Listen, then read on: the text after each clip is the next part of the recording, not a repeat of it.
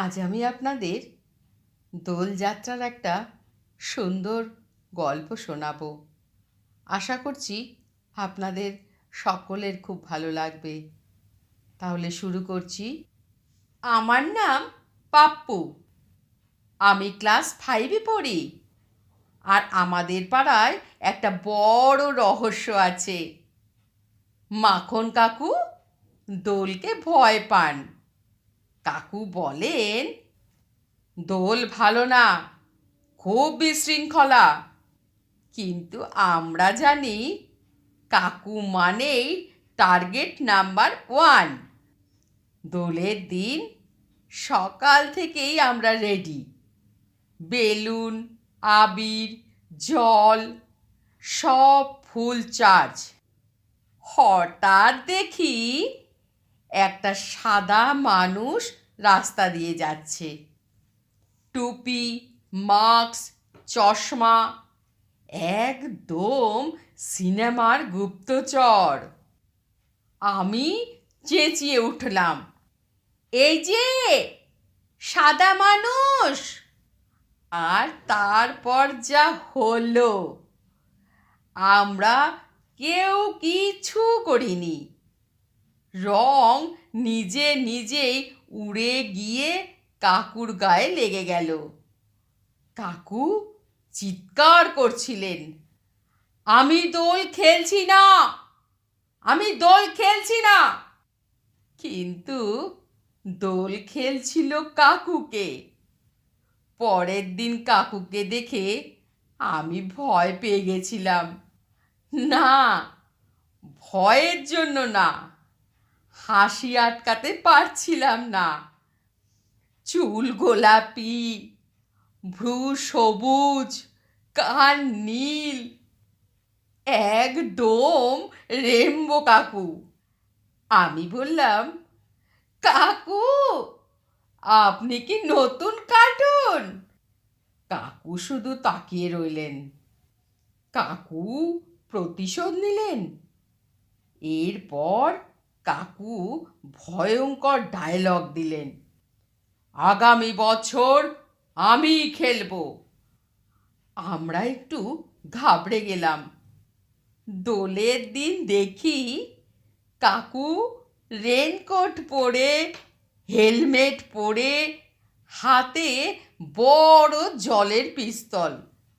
কাকু বললেন, আজ পাপ্পু সাবধান।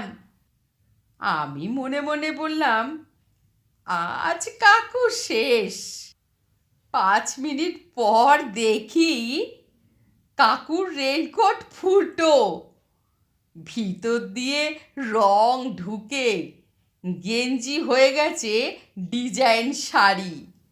হেলমেট খুলতেই রং মিশে এমন মুখ। মা বললেন, এটা মানুষ না পোস্টার? আমার মতে দোলের আসল নিয়ম হলো, যে দোল এড়াতে চায় দোল তাকেই আগে ধরে। আর মাখন কাকু খারাপ না, তিনি আমাদের দোলের সবচেয়ে বড় আকর্ষণ। আগামী বছরও দোল আসবে আর আমরা রেডি থাকব, কারণ কাকু আসছেন। যখন দোল আমার পিছু নিল, আমি পাপ্পু, দোল শেষ, সবাই রং ধুয়ে ফেলেছে। আমি ভাবলাম, এই বছর তো হিরো আমি, কাকুকে রঙে ভরিয়ে দেব। আমি নিজে এক ফোঁটাও ধরা পড়িনি। কিন্তু দোল নাকি হিসাব রাখে।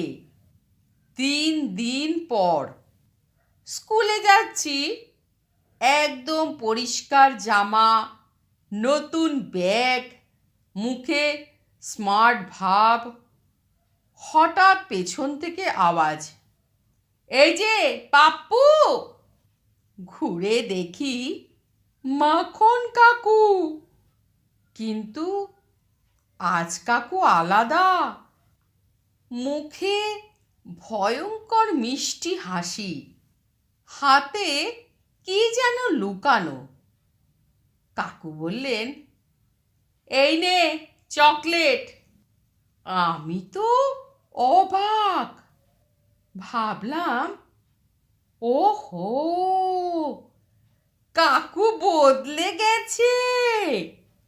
আমি চকলেট খুলতেই ধপাস, আমার হাতে লেগে গেল লাল রঙের গুঁড়ো।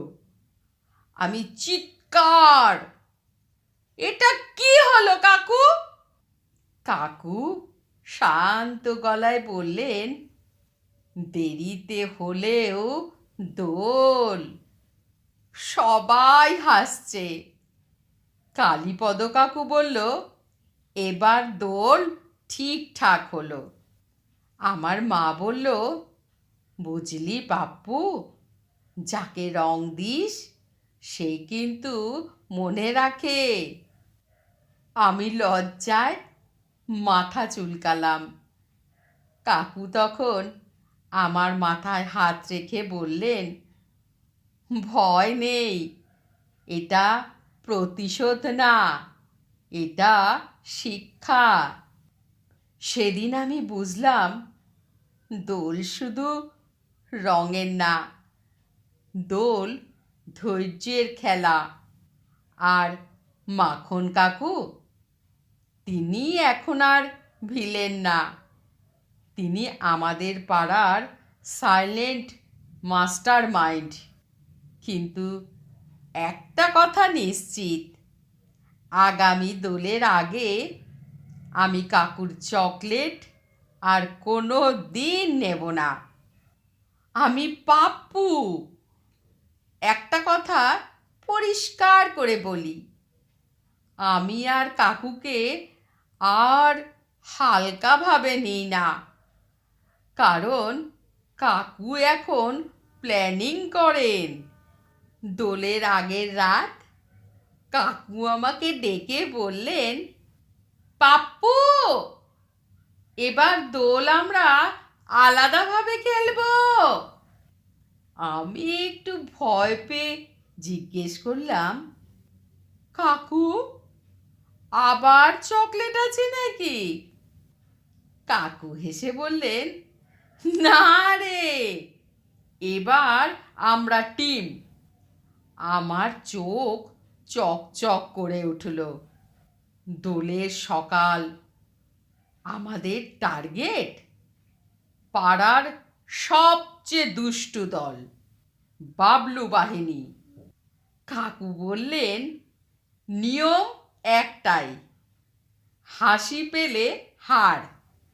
কাকু হাতে নিলেন বড় বালতি, আমি নিলাম জলের পিস্তল। 3, 2, 1, ধপাস। বাবলু চিৎকার, এটা চিটিং, এটা চিটিং। কাকু শান্ত গলায় বললেন, এটা অভিজ্ঞতা, ঐতিহাসিক মুহূর্ত, সবচেয়ে অবাক কাণ্ড। কাকু নিজেই আগে রং মাখলেন, বললেন, দোল এড়াতে গেলে দোল ধরবেই, তাই এবার আগে আমি ধরা পড়ি। আমি বুঝে গেলাম, কাকু এখন দোল দার্শনিক। পাপ্পুর শেষ ডায়েরি। সেদিন পাড়ার সবাই বলল, এটাই সেরা দোল। আর আমার শিক্ষা, বন্ধু হলে বয়স লাগে না, মন লাগলেই হয়। মাখন কাকু এখন আর রেইনবো কাকু না, তিনি এখন দোল কাকু। আর আমি পাপ্পু, আমি কাকুর সেকেন্ড ইন কমান্ডো। কেমন লাগলো আমার এই ছোট্ট গল্পটি? অবশ্যই সবাই কমেন্ট করে জানাবেন কিন্তু। আপনাদের ছোট্ট একটা কমেন্ট আমাকে গল্প পাঠ করতে ভীষণ উৎসাহিত করে। ভালো লাগলে চ্যানেলটিকে অবশ্যই সাবস্ক্রাইব করবেন, বেল আইকনটা বাজিয়ে রাখবেন। তাহলে যখনই আমি এরকম মজার মজার ভিডিও পোস্ট করব, আপনাদের কাছে সবার আগে পৌঁছে যাবে। তাহলে আজকের মতন শুভ দোলযাত্রা। টাটা।